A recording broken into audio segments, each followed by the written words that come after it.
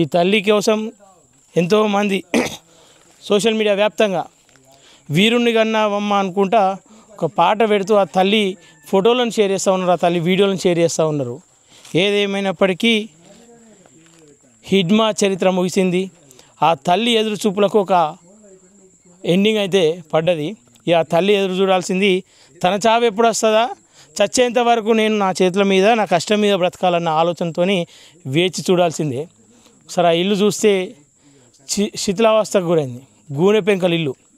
ఈ కాలంలో ఒక వార్డ్ మెంబర్గానో ఒక సర్పంచ్గా గెలిస్తే చాలు ఫార్చునర్లు పెద్ద పెద్ద బంగ్లాలు కట్టుకునే ఈ రోజుల్లో ఈ దేశాన్ని అల్లాడించినటువంటి నాయకుడు హిడ్మా, ఆయన ఇల్లు పరిస్థితి ఇది. ఆయన తల్లి నివాసం ఉంటున్నటువంటి ఇల్లు పరిస్థితి ఇది. చుట్టుపక్కలల్లా చెట్లు, దట్టమైన అడవి మధ్యలో ఒక చిన్న పూరి గుడిసె, ఆ గుడిసెలో ఒంటరిగా తల్లి. ఇది హిడ్మా తల్లి ప్రస్తావం.